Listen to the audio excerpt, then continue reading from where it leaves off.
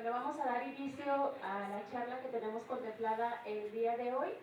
Primero que nada quiero agradecerles su presencia, espero que sea de interés para ustedes la plática que tenemos sobre violencia obstétrica. Me presento, soy Claudia Alejandra Vargas Bautista, soy consejera electoral del Instituto Electoral y de Participación Ciudadana del Estado de Jalisco. Y se preguntarán por qué alguien en materia electoral está en el CUCS, ¿no? Hablando de violencia obstétrica. Pues me voy a permitir platicarles un poquito.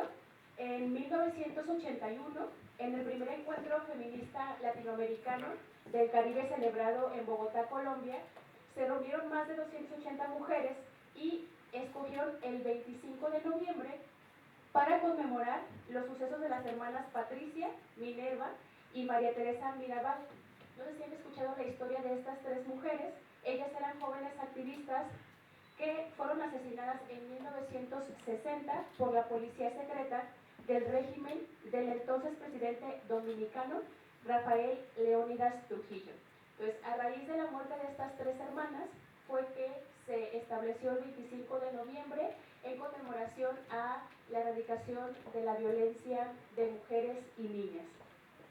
Después de esto, la Asamblea General de la Organización de las Naciones Unidas adoptó en el año 2000 la resolución que declara justamente el 25 de noviembre como el Día Internacional de la Eliminación de la Violencia contra las Mujeres, las Niñas y las Adolescentes. Y en el 2008 se lanza la campaña Únete para poner fin a la violencia contra las mujeres con carácter permanente hasta el año 2030. Esto ocasionó que la ONU organizara e invitara a todas las instituciones y organismos de la sociedad civil a destacar los días 25 de cada mes como el Día Naranja.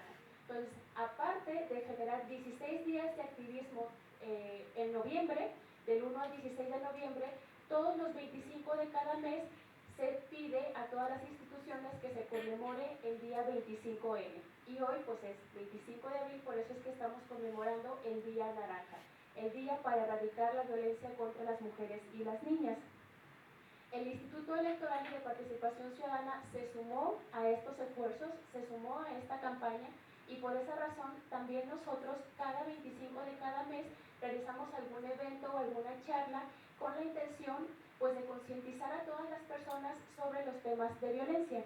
Y este mes elegimos el tema de la violencia obstétrica y elegimos el CUCS y a pues, estudiantes de medicina de las áreas médicas porque la violencia se genera en todos los espacios. Espero que sea pues interesante para ustedes y que conociendo un poco más y siendo conscientes de los diferentes tipos de violencia, particularmente de la violencia obstétrica, podamos nosotros ser agentes de cambio. Y para darles esta charla el día de hoy nos acompaña la doctora Paola Santillán. Doctora, por favor, pasa acá al frente.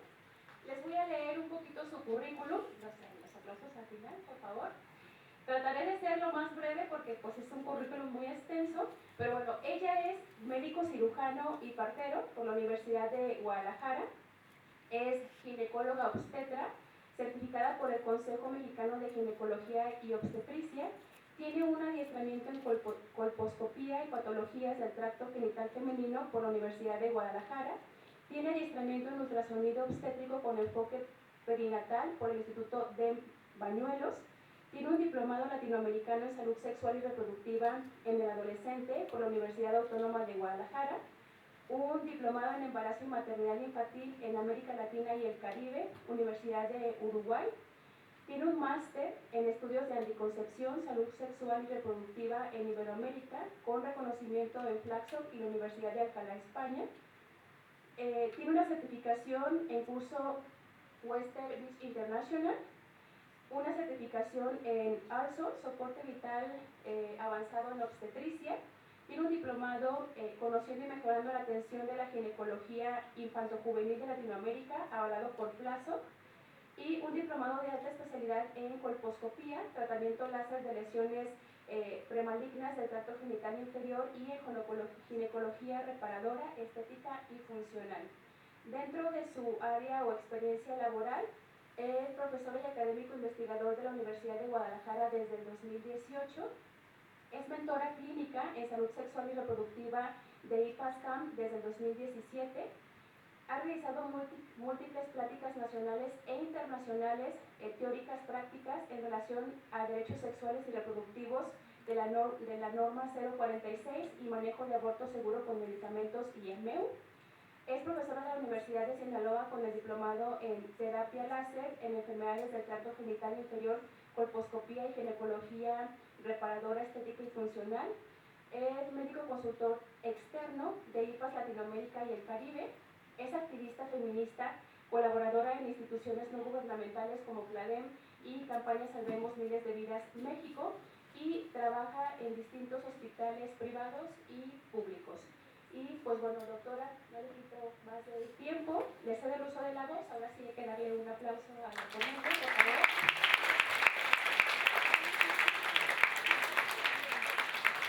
Y les voy a pedir que al final vamos a tener un espacio de tiempo para preguntas y respuestas, para que quien las tenga pues las vaya anotando para hacerlas al final. Adelante, doctora.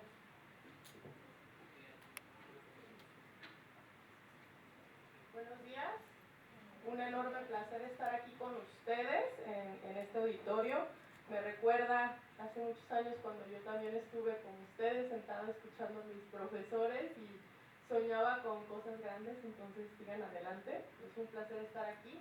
Y bueno, pues ya dieron un poquito de lo que soy, y el día de hoy me encantaría que escucharan una plática que va mucho en relación a mi pasión a la atención de obstetricia, ¿no?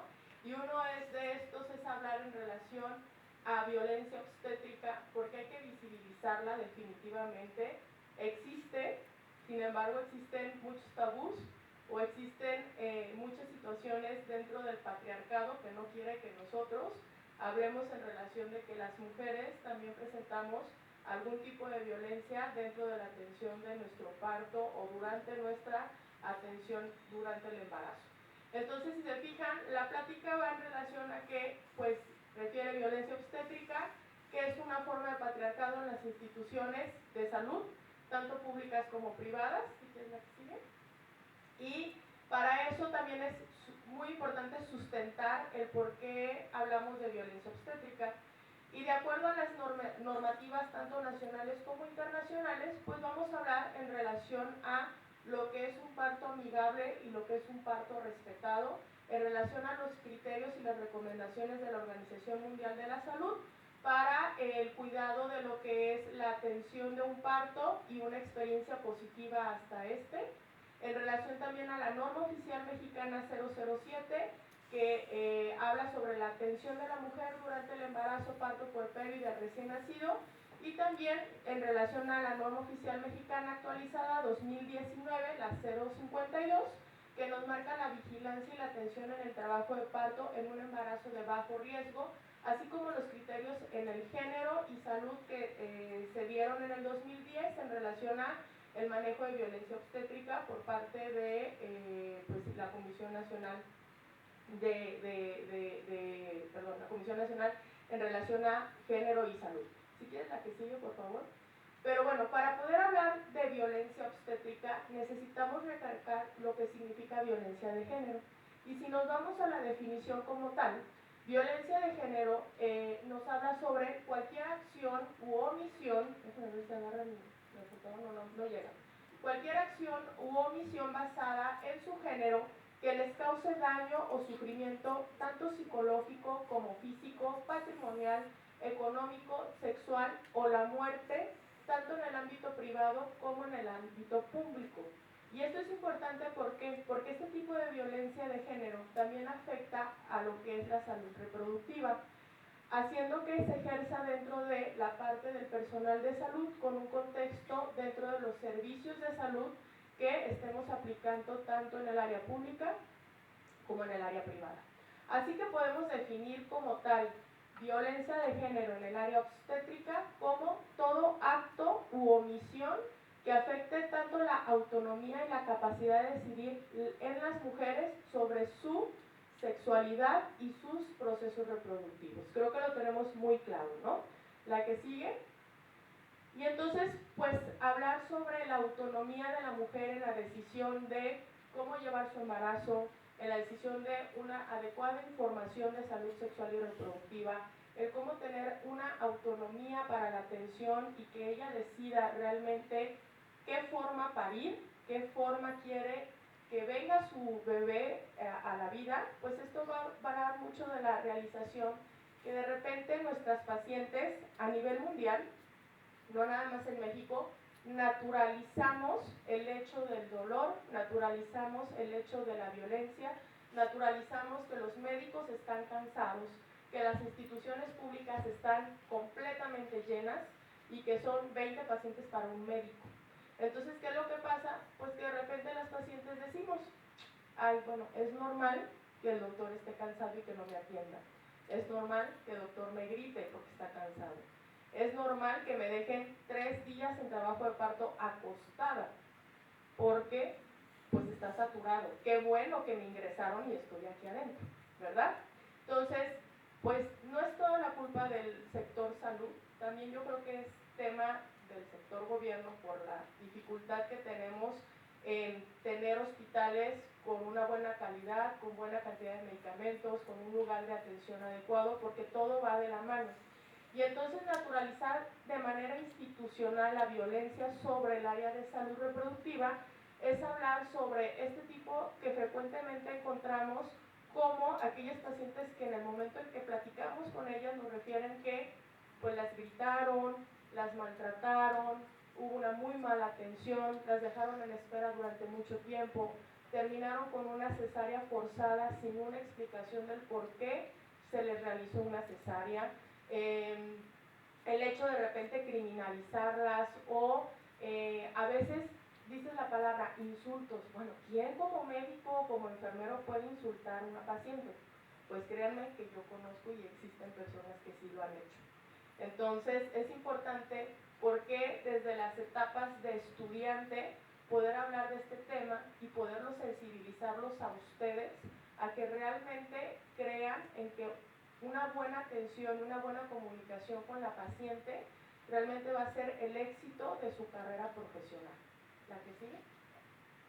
Entonces, bueno, pues hablar de violencia obstétrica es hablar como una definición como tal sobre las normas y los procedimientos institucionales, así como los actos u omisiones de las y los servidores públicos, resultados tanto de prejuicios de género como de patrones estereotipados de comportamiento, prácticas sociales y culturales basadas en conceptos de inferioridad de las mujeres o subordinación de los hombres, ¿sí?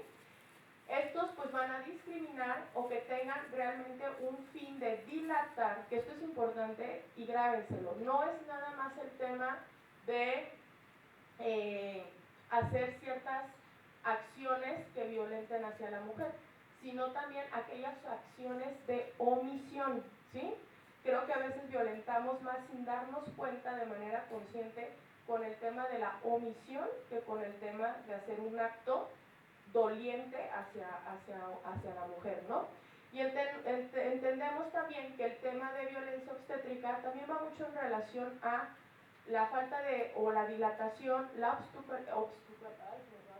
obstaculizar, impedir el goce y el ejercicio de los derechos humanos de las mujeres, así como su acceso al disfrute de políticas públicas destinadas a prevenir, atender, investigar, sancionar y erradicar los diferentes tipos de violencia.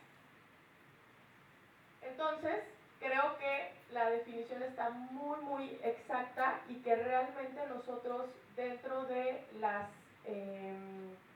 políticas públicas que necesitamos atender va en relación a esto, ¿no? Que existe un producto de un entramado multifactorial en donde contribuyen realmente a una tanto violencia institucional como violencia de género, no solamente por el personal de salud, sino por todo lo que está alrededor que hace que transcurra este tipo de situaciones hacia la mujer. ¿La que sigue? Sí. Sí. Entonces, ¿cómo se van a identificar? Tenemos dos modelos para poder identificar en relación a violencia obstétrica y esto es lo que platicábamos en relación a violencia física y la violencia psicológica. Y bueno, violencia física realmente se configura cuando se realiza a las mujeres prácticas invasivas y o suministros de medicamentos que no estén justificados por el estado en la salud que se encuentra la parturienta, o cuando se presentan tiempos de las posibilidades de un parto que realmente busquemos que sea la manera más fisiológica. Una violencia física podemos relacionarlo no con los insultos, no con los gritos, sino también con el tema de acelerar el trabajo de parto, porque ya nos queremos ir, o porque tenemos 20 pacientes en la labor, ¿no? El indicarle medicamentos que no están realmente como criterios médicos actualizados en la norma oficial mexicana y que realmente la evidencia científica nos ha observado y nos ha dado el hincapié que no necesitamos utilizar ese tipo de medicamentos. Algunas situaciones o prácticas invasivas que las vamos a ver más adelante, que puede ir en relación a una episiotomía, la cual ya no está dentro o indicado en la norma oficial mexicana ni en las prácticas de guías clínicas actualizadas. Y una violencia psicológica pues va en toda esta parte del trato deshumanizado, ¿sí?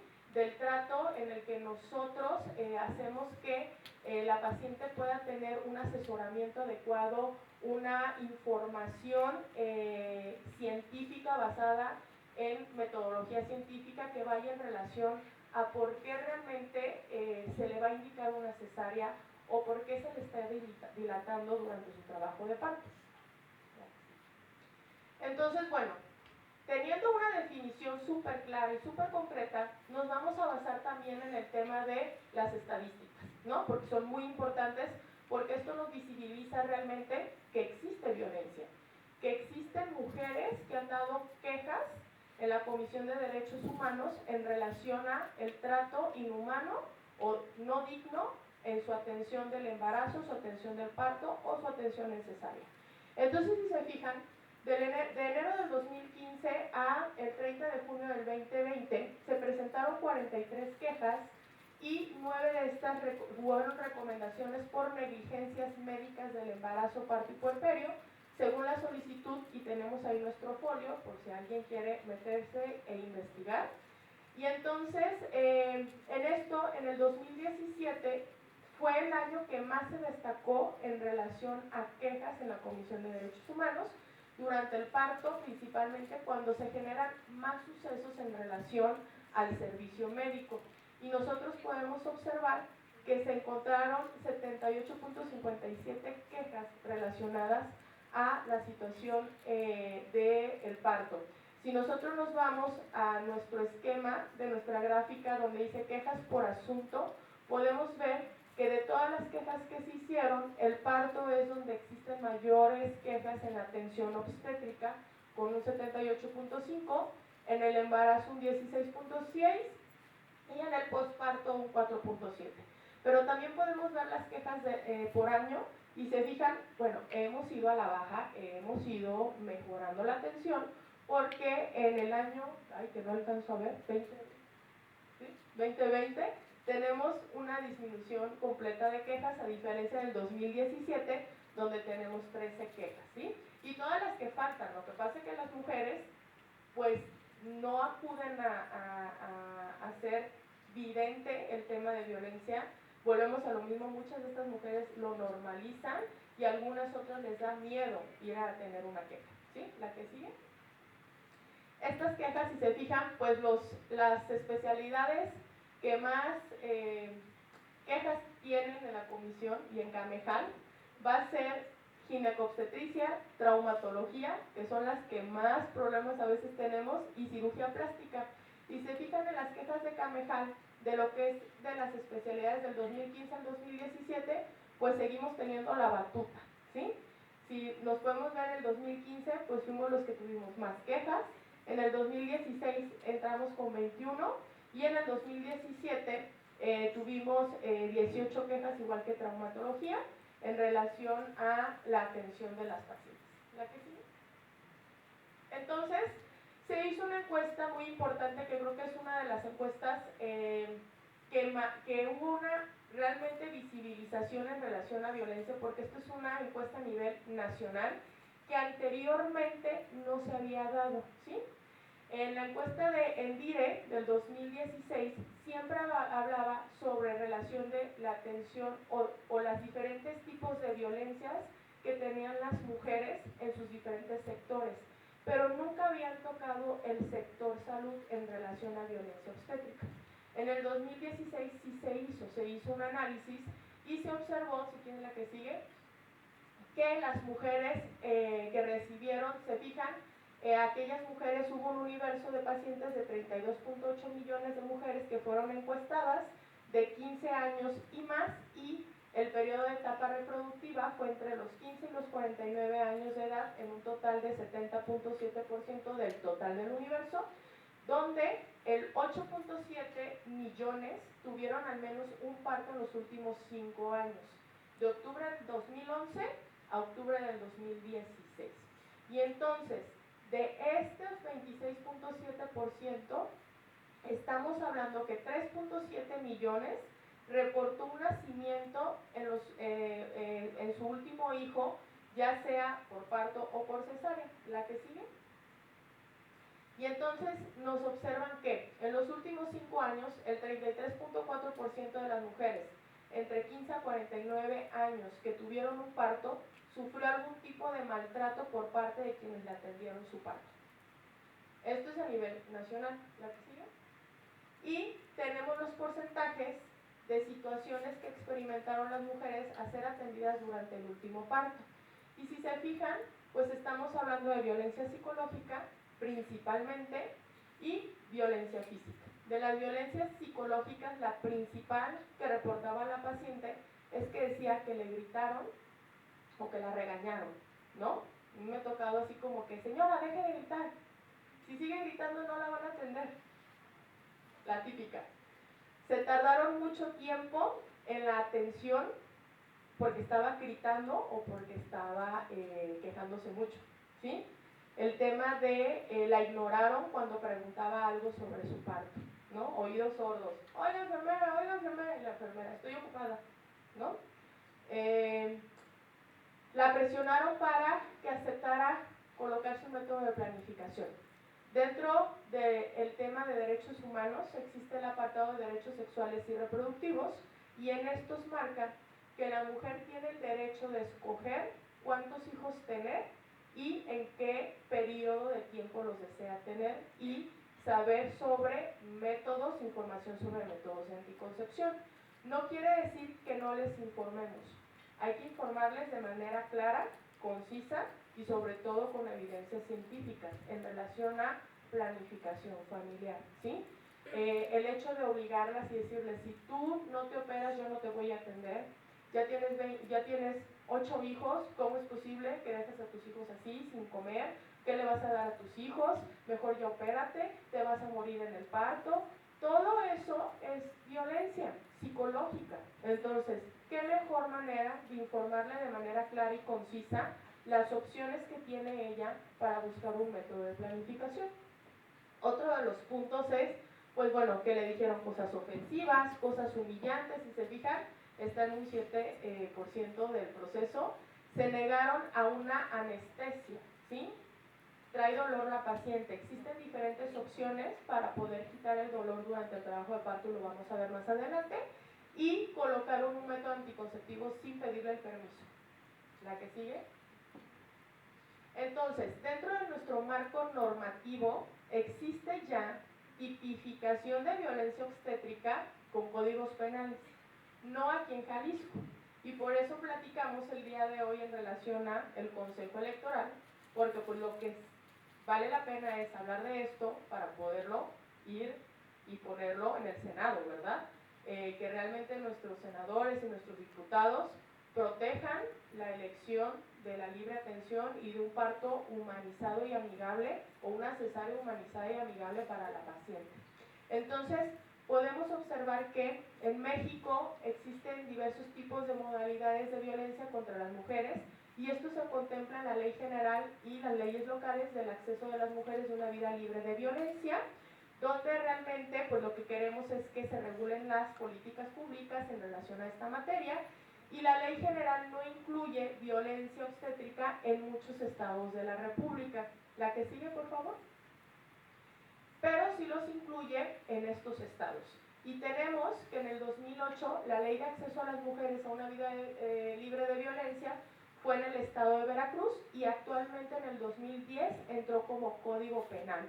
Y se encuentra en el capítulo 3, artículo 363, capítulo octavo, al artículo 369 y 370. También tenemos una ley de acceso libre de violencia para las mujeres a partir del 2015 en el estado de Chiapas y en el 2014 también entra como Código Penal en el estado de Guerrero. Artículos 202, 203 y 204. ¿Qué nos marcan los artículos del Código Penal? Pues acuérdense lo que hablábamos de la definición de violencia obstétrica y de violencia de género.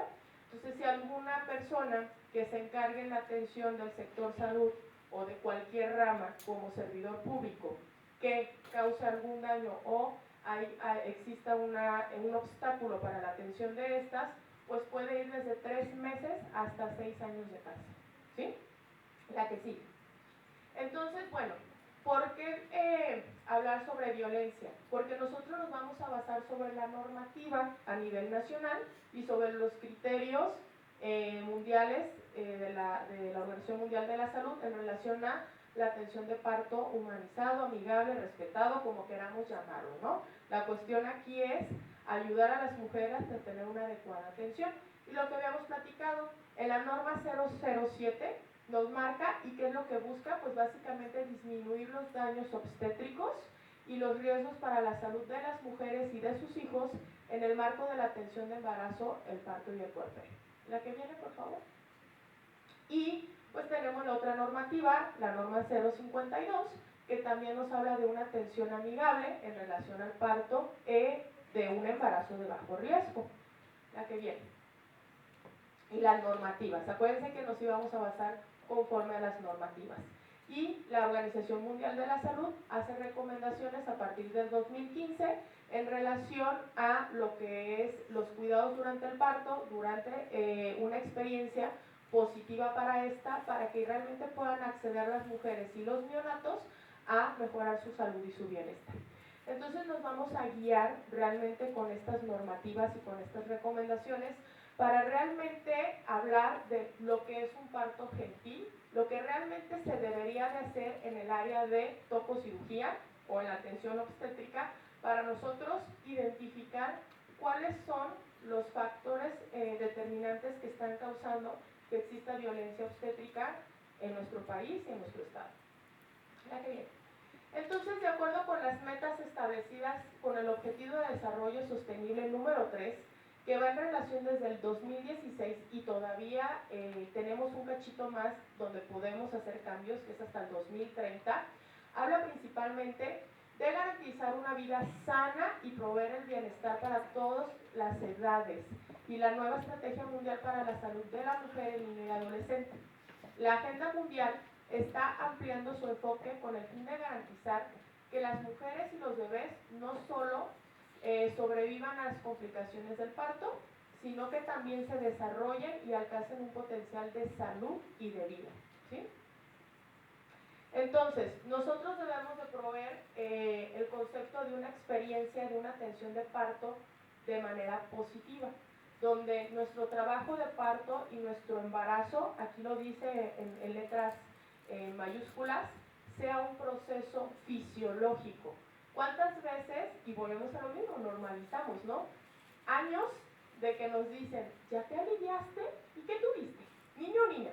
Y yo les digo, bueno, la paciente no se alivió, no estaba enferma, la paciente estaba embarazada, ¿no? ¿Cuántas veces no han escuchado o cuántas veces no lo hemos dicho? Ah, ya se alivió mi tía, ¿no? Tuvo un niño, no se alivió, la paciente estaba embarazada.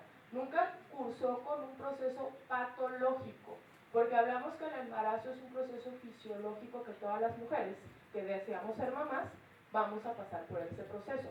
Que de ahí se agreguen algunas otras patologías que pongan en riesgo el embarazo, entonces ahí se habla de un embarazo de alto riesgo, pero nunca de un proceso patológico, ¿sí? La que sigue.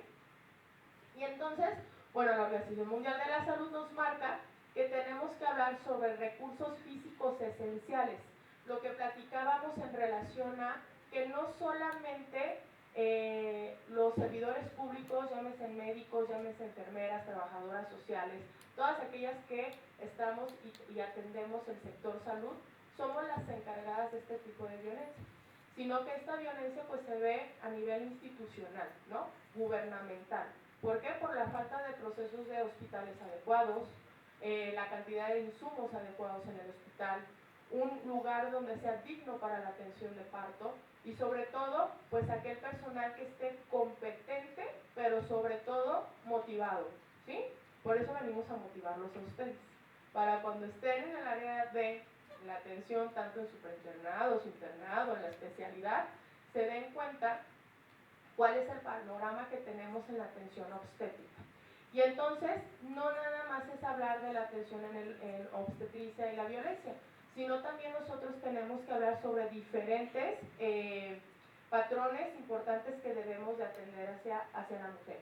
Y esto es trabajo de parto respetado y atención durante el parto, un apoyo emocional de un acompañante de su elección, que eso lo marca la norma oficial mexicana, la comunicación efectiva de parte del personal y también afectiva, ¿sale? El tema de estrategias para el alivio del dolor, la vigilancia regular del trabajo de parto documentado de eventos y la auditoría y comentarios, porque es muy importante también auditar en el tema de violencia obstétrica, en el tema de mortalidad materna, porque la mortalidad materna va a ser un obstáculo muy importante en relación a la atención adecuada y el tiempo de atención oportuna que se le dio a esta paciente para evitar una muerte materna. La ingesta de líquidos y alimentos por vía oral, la movilidad del trabajo de parto, un plan de derivación que es muy importante, preestablecido, y esto es lo que últimamente, no sé si han escuchado, que las mamás hacen plan de parto, ¿sí? El plan de parto se ve en relación a tanto a nivel institucional como privado, donde tengan una a dos opciones de alguna institución a donde puedan acudir, que tengan una institución más cercana hacia la atención durante su trabajo de parto y que exista personal capacitado para su atención de parto. Esto es el plan de parto, ¿sí? Y la continuidad de la atención. La que sigue. Entonces, yo les puse este esquema, si quieres darle una, porque vamos a ver, esta es la Organización Mundial de la Salud y nos marca las categorías en relación a si está recomendado o no está recomendado de acuerdo a sus criterios. Y bueno, si se fijan aquí, todas entran dentro de la recomendación. Y es lo que platicábamos, ¿no? En relación a la atención respetuosa de la maternidad, la comunicación efectiva, el acompañamiento durante el trabajo del parto y el parto. Y esto es importante, ¿por qué? Porque, bueno, es un tema de institución pública que nos cuesta mucho trabajo tener un familiar dentro del área de labor. En primer lugar, porque pues, son áreas de labor restringidas, muy pequeñas, y pues tenemos muchos pacientes dentro de esta área. En lo privado no se ve tanto porque la mayoría de las pacientes van acompañadas, pero volvemos a lo mismo. Ahí es donde nosotros tenemos un poco de restricción en relación a los derechos humanos, porque decimos, ¿por qué unas sí y otras no? ¿Por dónde está el tema de la homogeneidad en relación a los derechos, verdad?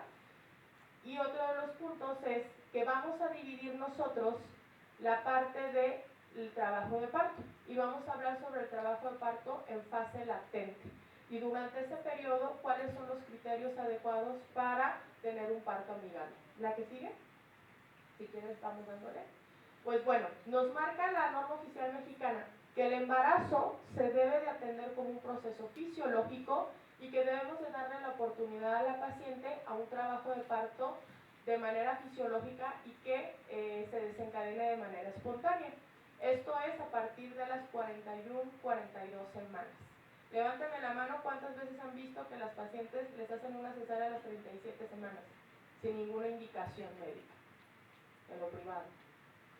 Muchas, ¿verdad? Bueno, ahí por ahí, pero las hay. Otro es, no se deberá iniciar el ingreso de una mujer cuando la paciente esté en trabajo de parto en fase latente. ¿Por qué? Porque sí existen evidencias científicas que van en relación a que aquellas mujeres que ingresaron con una fase de dilatación de menos de 5 centímetros presentaron un embarazo con un trabajo de parto que va a estar completamente obstaculizado, en atención de un parto de manera ambulatoria, de manera menos agresiva.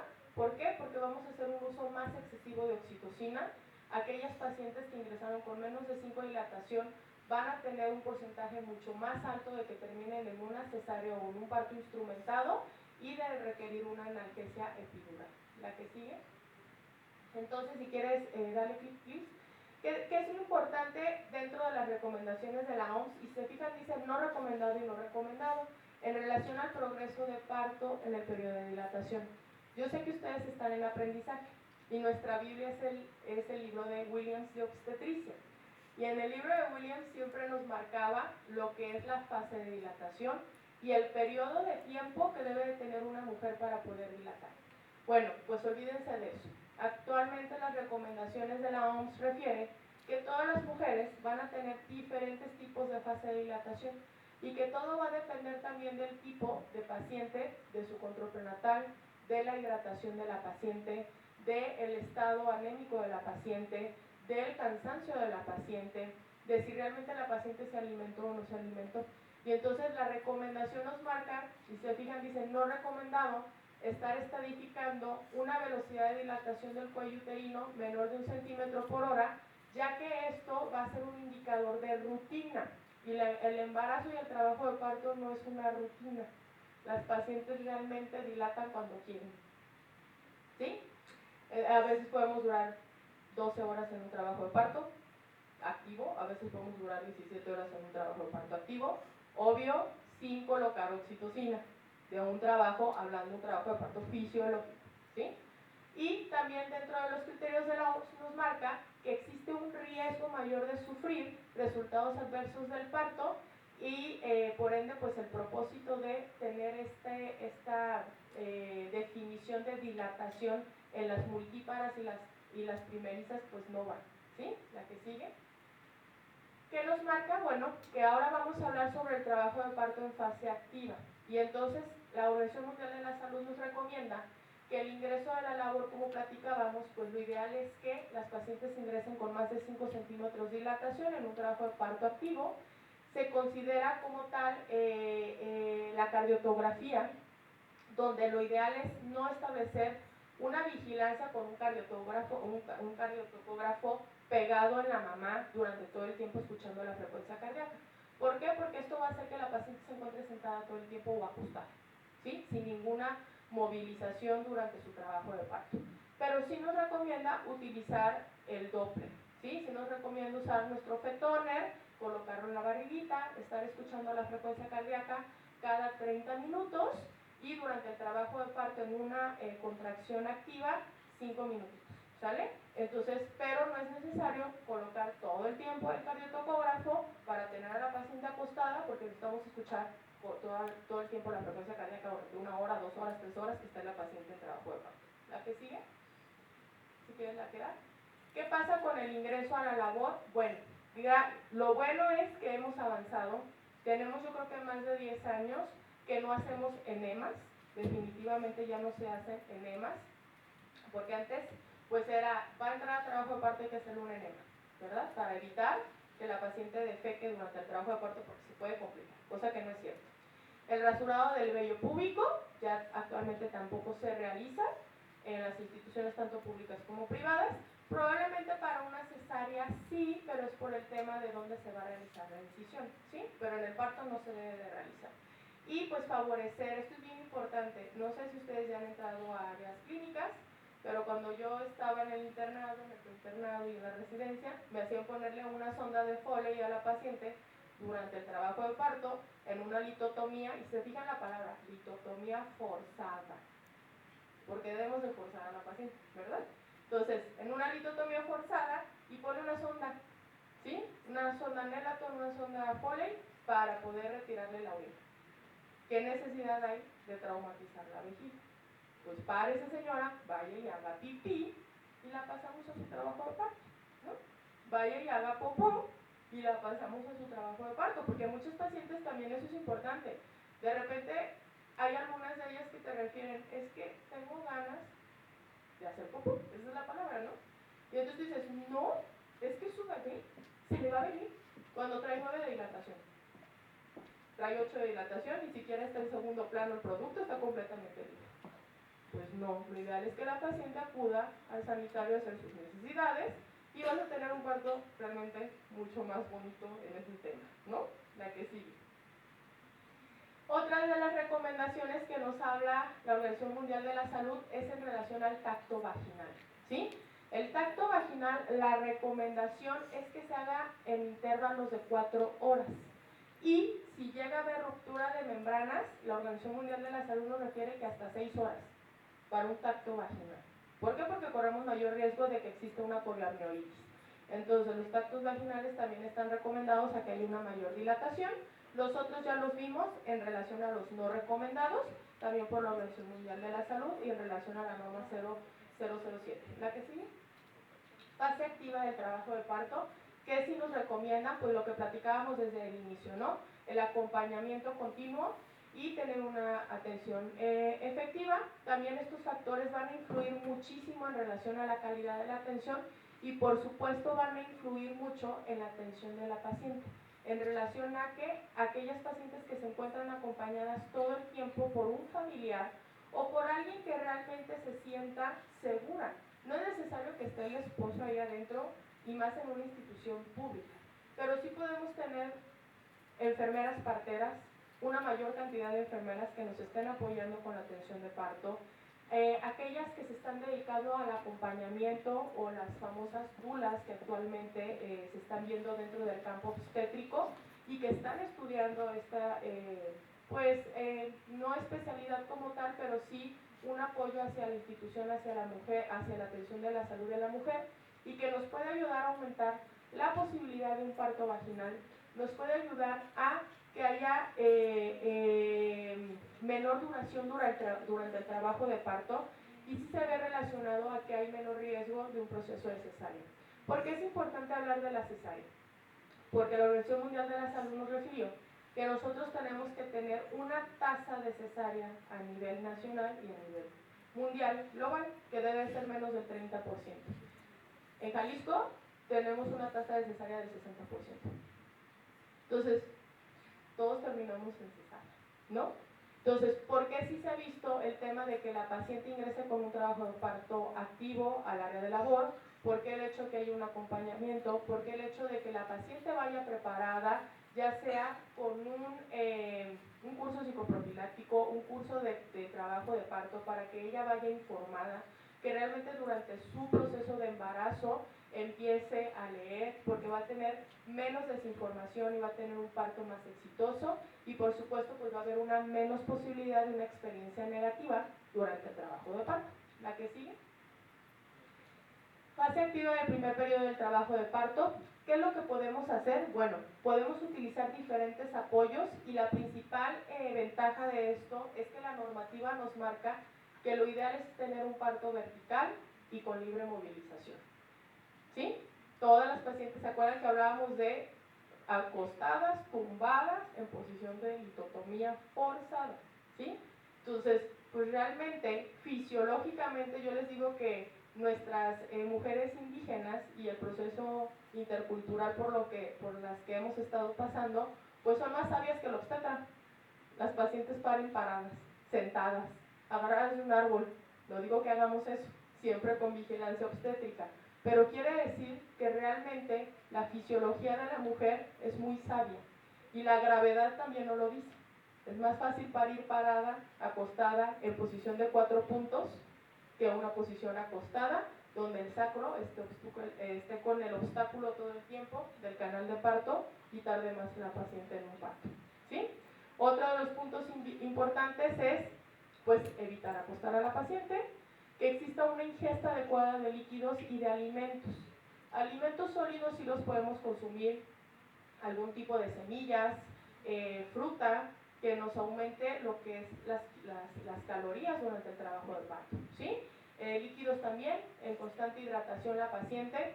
Evitemos dejarlas en ayuno prolongado, evitemos canalizar a las pacientes cuando no se necesita, por eso es importante dejarlas a un trabajo de parto en fase activa, que lleguen con 7-8 de dilatación, porque todo ese tiempo ya no las canalizamos, sí las hidratamos vía oral, y sobre todo que exista la libre movilidad, ¿sí? Que la paciente se esté moviendo constantemente. Si se fijan, ahí se ve una imagen con el uso de una pelota. Actualmente las pelotas han ayudado mucho al tema también del dolor y el descenso del producto y el acortamiento del trabajo de parto. ¿La que sigue? Otro de los puntos que nos habla es de no recomendación de la Organización Mundial de la Salud, va en relación a la limpieza genital, el uso de clorexidina o el jabón, principalmente la clorexidina en la colocación de el trabajo de parto en el área de la vulva, no es necesaria, realmente con un aseo previo con jabón es únicamente indispensable, no necesitamos más. ¿Cuántas veces no han escuchado de, es que no se toque ahí porque va a contaminar, señora? ¿Sí? ¿No lo han escuchado? Bueno, a mí me toca muchas veces que los internos llegan y no se toca ahí porque se va a contaminar. El parto es un proceso de contaminación. Y uno de los puntos que habla en relación a la evidencia científica es que el parto ayuda a que exista ese contacto de mamá-hijo en relación a la producción de microorganismos. Y esa flora vaginal va a colonizar la flora intestinal del bebé. Entonces existen muchos estudios en relación de aquellos que nacieron por cesárea y los que nacieron por parto en relación a la colonización de vía vaginal hacia el producto, hacia lo que es la flora intestinal, y observaron que existía una mejor calidad de flora intestinal en los productos de recién nacidos por partos que por cesárea, ¿sí? Y otro de los puntos importantes es la amniotomía de rutina, la ruptura de membranas. Hay que romperle las membranas para que el trabajo de parto sea mucho más rápido, pues está no recomendado, así como el manejo activo del trabajo de parto como ruptura de membranas o el uso innecesario y exagerado de las unidades de oxitocina. La que sí. De las no recomendadas, pues las mismas que platicamos, ¿no? La que sigue. Segundo periodo de trabajo de parto también va mucho en relación a no dirigir el pujo de la paciente. Nos recomiendan tampoco retrasar el pujo de la paciente o en relación al trabajo de parto, la colocación de la epidural. Se sabe que si nosotros colocamos una epidural, el trabajo de parto en fase activa se va a alargar hasta 3 horas. No quiere decir que no la coloquemos.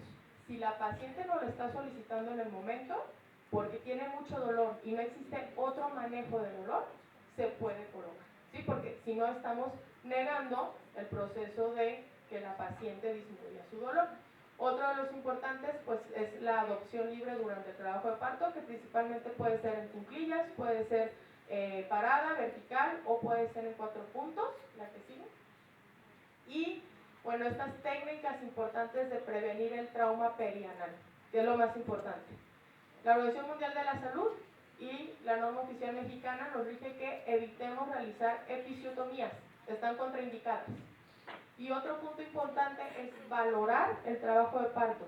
Sí existen ciertos criterios donde debemos hacer episiotomías, principalmente solamente en aquellas donde el producto venga de nalgas, que termine en un trabajo de parto, que no alcanzamos a pasar una cesárea y el producto ya está ahí en periodo expulsivo y venga en proceso pélvico, hay que hacer una episiotomía, principalmente en aquellas que es en distocia de hombros o cuando tengamos la necesidad de realizar un parto instrumentado. Si no son esos criterios, no hay que hacer episiotomía. ¿La que sigue? Y bueno, aquí podemos ver la imagen característica de violencia. Podemos ver una mujer amarrada en sus piernas, forzada en una posición ginecológica que es mucho más apacible y más fácil para el ginecólogo, y ahorita vamos a ver otras imágenes, que en relación a la paciente, ¿verdad? Y bueno, pues también la vemos amarrada. ¿Y cuántas veces no las hemos visto hasta amarradas de las manos porque se está tocando mucho allá abajo, ¿no? Y otro de los puntos importantes, pues la famosa maniobra de le voy a ayudar poquito, madre, ¿no? Le voy a ayudar porque no sale su bebé y hacen un Christeller. El Christeller está completamente contraindicado, ya que se ha observado en mucha evidencia clínica que puede ocurrir el riesgo de ruptura hepática o ruptura uterina. Entonces, pues no lo hagan. ¿La que sigue? Tercer periodo de trabajo de parto, pues vamos a hablar de algo muy importante que va en realización a el pinzamiento tardío del cordón umbilical. Lo ideal dentro de la Organización Mundial de la Salud y las normas nos refieren que debemos esperar a un pinzamiento tardío del cordón, y esto debe de ser por más de 60 minutos que sería lo ideal, o esperar de 1 minuto a 3 minutos, ¿sí? ¿Cuándo debemos de hacer el pinzamiento rápido?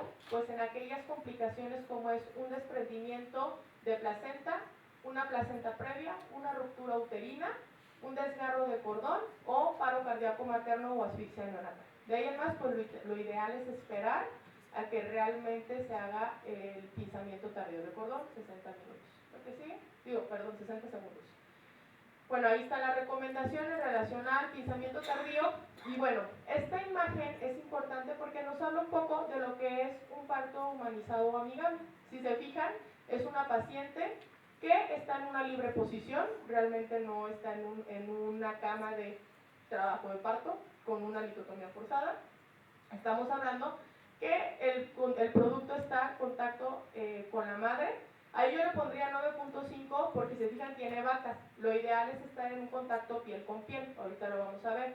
Pero bueno, si se fijan no se ha cortado el cordón umbilical, la paciente está acompañada, tiene obstetras adelante, se fijan pues no está en una posición el obstetra cómoda, realmente está entregándole a su bebé. Entonces, si se fijan, no está canalizada la paciente. Entonces, esto sería lo ideal, ¿sí? La que sigue. Beneficios de lo que es el contacto piel con piel, madre e hijo. Porque es importante la primera hora dorada que llamamos nosotros actualmente. Porque ese contacto piel con piel ayuda primero al estímulo cardiorreceptor del producto, a que realmente exista una adecuada cambio de entorno y que ayude mucho al tema de la respiración, al tema de que exista una termorregulación del bebé hacia con la madre, confiere mayor posibilidad de un éxito a la lactancia materna, nos ayuda también a lo que es el aumento de la dosificación o liberación de oxitocina endógena del cuerpo y de la liberación de prolactina para una lactancia exitosa y sobre todo pues también mejora el vínculo materno. Hay muchos estudios en relación al contacto de piel con piel madre-hijo en relación a lo que se habla, que vamos a hablar sobre también el tema de una atención no adecuada y que presentemos también las mamás más adelante una depresión postparto, ¿no? Entonces existen estos estudios que van mucho en relación a que no existe un vínculo adecuado con la madre, el bebé tuvo que pasar a terapia intensiva, lo pasaron a incubadora y estas mamás pueden presentar más depresión postparto que aquellas que tuvieron contacto piel con piel. ¿La que sigue? Dentro del proceso de cesárea, también existe el tema de cesárea respetada y humanizada, y esto debe de ir con los mismos criterios que la Organización Mundial de la Salud nos dicta.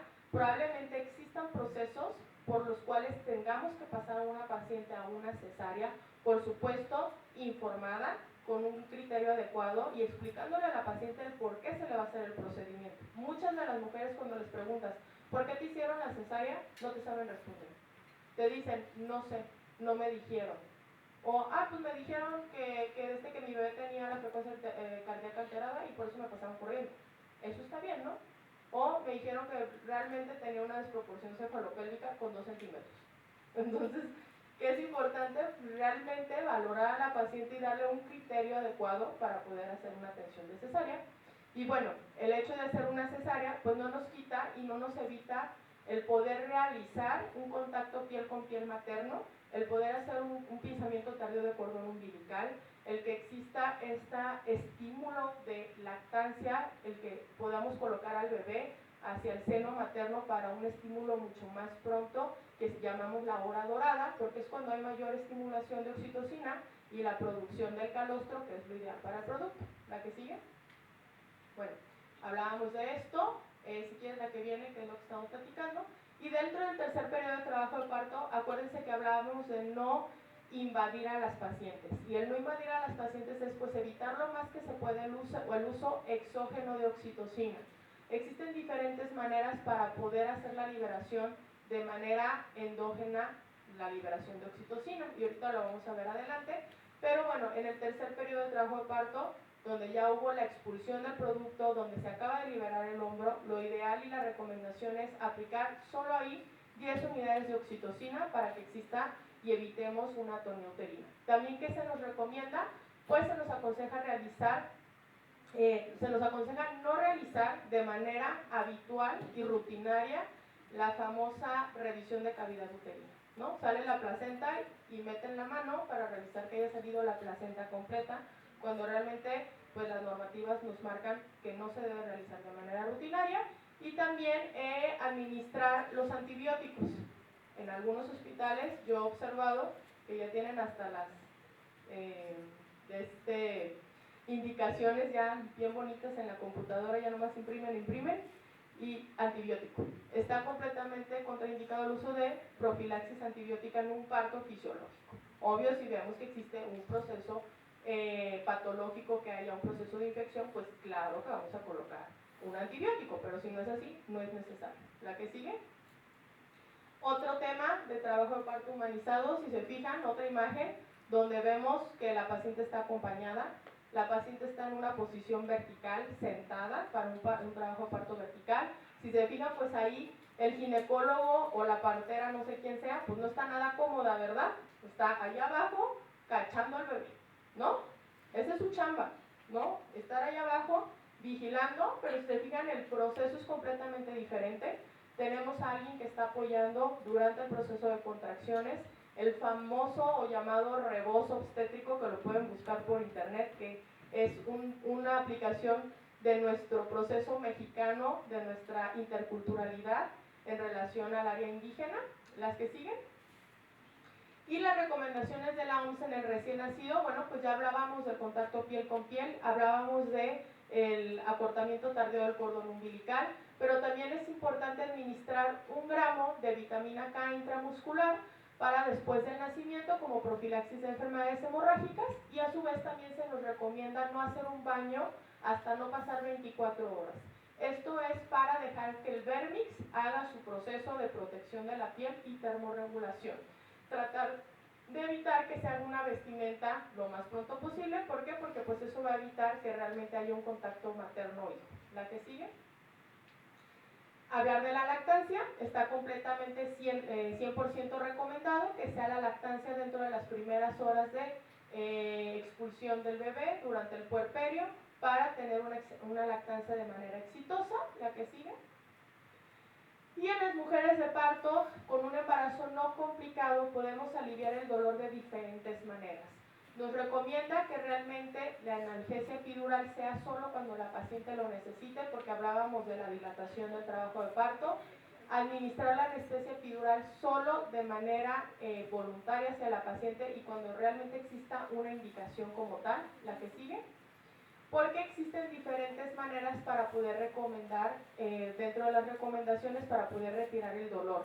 Y muchas de esas pueden ser técnicas de relajación, desde la aromaterapia, musicoterapia, presión en la parte pélvica, el uso de las pelotas, el uso del rebozo, el uso del agua de manera tibia. No es necesario hacer un parto en agua, no todos están a favor del parto en agua por ciertas contraindicaciones o indicaciones por parte de recomendaciones por parte del Colegio de Neonatología. No se han hecho como tal recomendaciones en el Colegio Obstétrico. Está muy de boga, está muy de moda, sin embargo hay que tener su cuidado y sus criterios para hacer un parto en agua. Pero algo que sí se sabe y que existe evidencia científica es que el agua ayuda a tener una mayor dilatación y acorta el trabajo de parto activo. Entonces eso hace que la paciente también tenga mucho menos dolor. El agua nos ayuda, el agua calientita nos ayuda a disminuir el dolor. Entonces, si no le vamos a ofrecer un trabajo de parto en agua a la paciente, sí podemos ofrecerle un tema de señora, podemos entrar a la ducha, eches un bañito con agua súper caliente, que le esté cayendo el agua de la regadera a su espalda, a su estómago, al área de la columna, y eso le va a ayudar también a una rápida dilatación del trabajo de parto y relajación y disminución del dolor. ¿La que sigue? Y bueno, pues hablábamos de estas técnicas, ¿no? En relación a que sí se ha observado en evidencias científicas que un ambiente a temperatura cálida, confortable, con una luz baja, con silencio, con música relajante, mejora el trabajo de parto, hace que sea un parto mucho más positivo y sobre todo que haya una mayor o más rápida dilatación sin el uso invasivo de oxitocina. ¿La que sigue?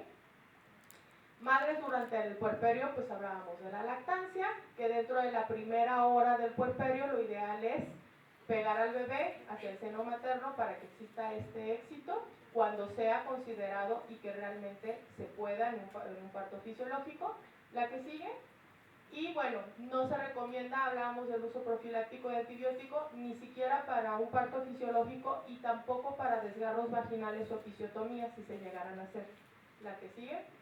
Y bueno, la evaluación de rutina posparto, es importante que dentro de las primeras 24 horas estemos vigilando la hemorragia vaginal, estemos vigilando la contracción uterina, si está indicado y recomendado por la Organización Mundial de la Salud y la normativa, utilizar uterotónicos para evitar el riesgo de una atonía uterina, y todos los uterotónicos en cierta manera están indicados durante el puerperio, llámese oxitocina, llámese carbetocina, llámese ergotrate, llámese técnicas de balón de Bacri para disminuir el riesgo de hemorragia obstétrica, porque también la nueva recomendación va en relación a lo que es la histerectomía obstétrica, y la recomendación va mucho en relación a evitar hacer una histerectomía obstétrica porque nos aumenta mayor el riesgo de sangrado en la paciente, de riesgos quirúrgicos, de que la paciente termine en una terapia intensiva, y mejorar el manejo paso a paso de prevención y profilaxis de una atonía uterina con todo lo que les estoy comentando. Esa va a ser nuestra última opción. Tomar frecuencia cardíaca y signos vitales cada 6 horas y vigilar también el gasto urinario de la paciente, no con sonda. Señora, ya fue a hacer pipí, señora, ya fue a hacer pipí, ¿sí? La cantidad aproximada, y sobre todo pues buscar el que la paciente se pueda ir en 24 horas después del posparto hacia su casa sin ninguna complicación. Eso sería todo de mi parte, espero que hayan tenido una adecuada información, que queden dudas porque quiere decir que sí me escucharon, y si no quedaron dudas pues creo que les quedó todo muy claro. Muchas gracias por su atención.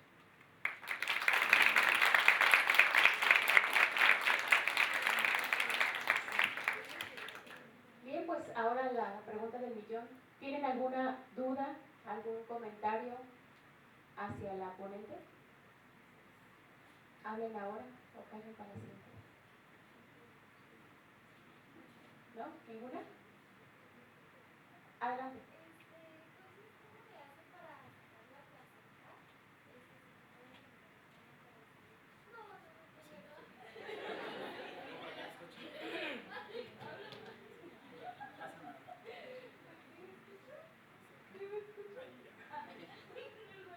Entonces, ¿cómo le hacen para sacar la placenta si no pueden meter la mano? Bueno, existen maniobras para extracción de placenta, o sea, nunca se debe meter la mano porque hablábamos de introducir la mano después de hacer la realización de placenta y revisar si quedaron restos placentarios, ¿no? O sea, eso es lo contraindicado. Las maniobras son las mismas, hacemos un pinzamiento tardío de cordón, vamos nosotros con un pinzamiento lento y oportuno, vamos haciendo la extracción solita. De hecho, realmente la placenta sola se debe expulsar sin que tú la toques en 30 minutos, por el proceso fisiológico de contracción uterina, que nosotros le ayudamos un poquito para que se venga la placenta, está bien, sin hacer maniobras que violenten a la paciente, pero la placenta sola se debe expulsar dentro de los 30 minutos. Si dentro de los 30 minutos no se expulsa, hay que pensar en otras patologías, ¿verdad? Pero, y es a lo que vamos, cuando no nos esperamos 30 minutos y decimos, ahí no sale la placenta, voy a meter la mano para hacer la de extracción manual, pues ahí sí corremos el riesgo de qué tal si la paciente tiene un acretismo placentario, y está completamente contraindicado hacer una exploración manual con un acretismo placentario, ¿no? Entonces ese es un tema importante, por lo cual por eso también evitar el tema de pues invadir demasiado un trabajo de parto fisiológico. Gracias. ¿Alguien más tiene alguna otra pregunta o comentario? Adelante.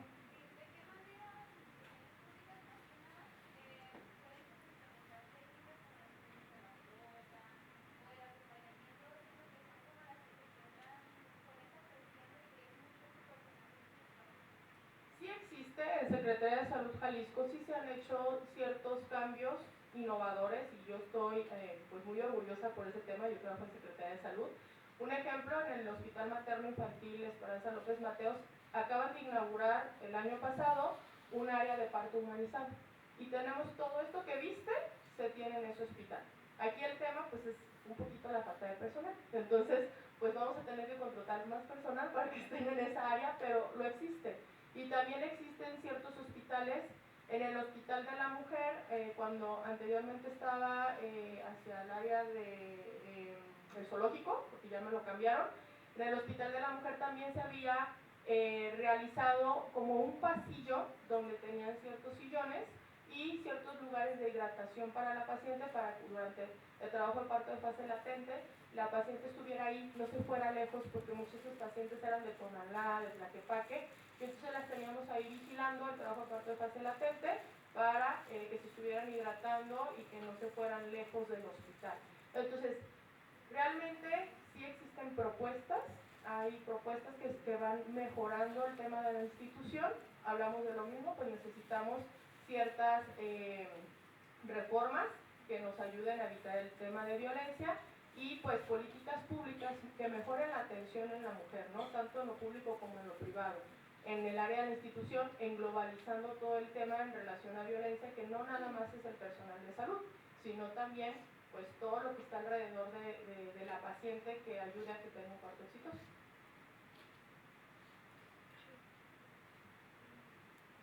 ¿Alguien más tiene alguna pregunta o comentario? Bien, bueno, pues entonces vamos a dar por concluida la charla del día de hoy, reiterando el agradecimiento por parte de nuestra ponente y por parte del Instituto Electoral y de Participación Ciudadana. Esperemos pues les haya sido de utilidad y que nos ayuden a pasar la voz cada 25 de cada mes. Pues hay que recordar que estamos conmemorando el Día Internacional para la Lucha y la Erradicación de la Violencia contra las Mujeres, Niñas y Adolescentes, y hacerlo visible pues evita o genera que más personas seamos conscientes y tratemos justamente de erradicarla. Muchísimas gracias y que tengan un bonito día.